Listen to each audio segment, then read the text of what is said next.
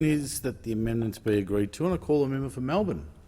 Parliament is being treated with contempt. We are dealing with serious issues of terrorism. We are dealing with serious issues of the relationship between Parliament and the executive and the courts. And we are dealing with one of the most fundamental issues, which is about when someone who is a citizen and who might even have been born here loses their citizenship. And in walks the minister with 14 pages of amendments to some of the most fundamental laws in this country that you could imagine, at a time when we are dealing with globally one of the most serious questions about how to deal with terrorism and how to make Australia safer, and says, pass this now, I want you to trust me that it's all going to be okay. These provisions have not been the subject of any inquiry by this parliament.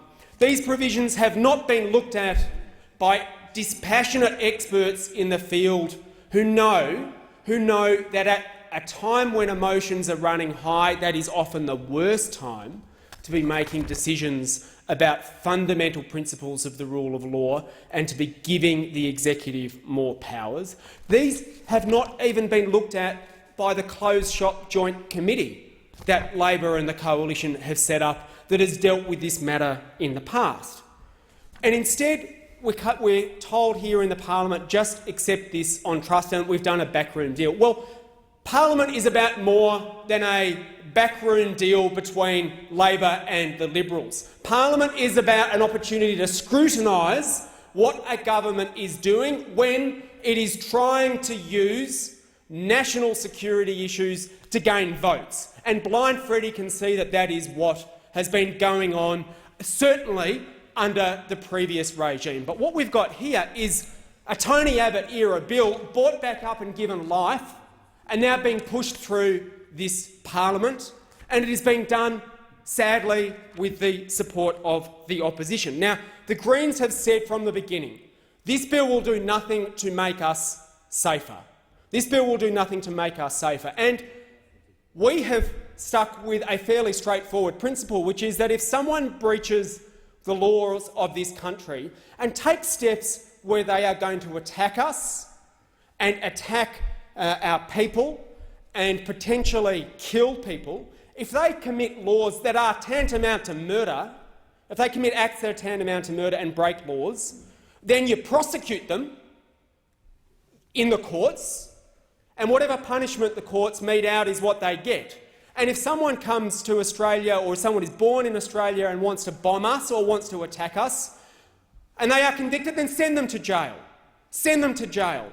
The suggestion, we have said from the beginning, that someone who is so motivated that they are prepared to blow themselves up to take others with them, the suggestion that they are somehow going to be persuaded by the fact that they might have their citizenship affected by the minister, that that's somehow going to stop them from doing it, we have said, well, show us the evidence. And the government's got none.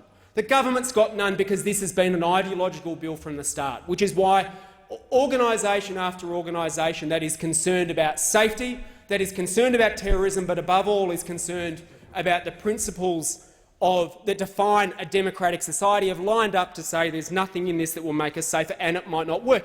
And it suggests that we were onto something.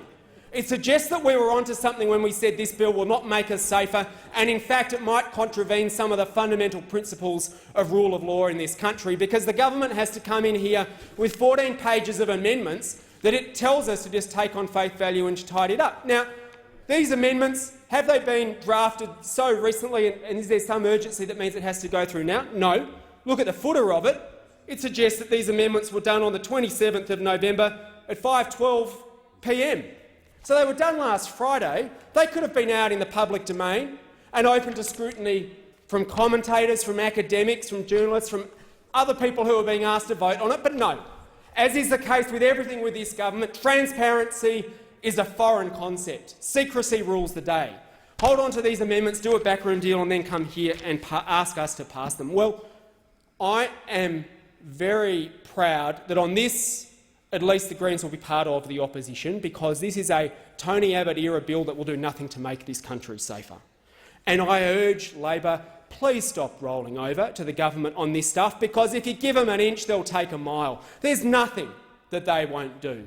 They'll talk about dual nationals now, they'll come back after sole nationals next, and this country will not be any safer for it. So I will not be standing here party to this process to pass bad laws quickly.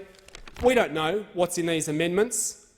25% of the population doesn't vote for either Labor or the Coalition, and they and their representatives in this place deserve to be treated with respect, and you cannot come in here on such a fundamental matter and ask us to pass these amendments and pass these laws.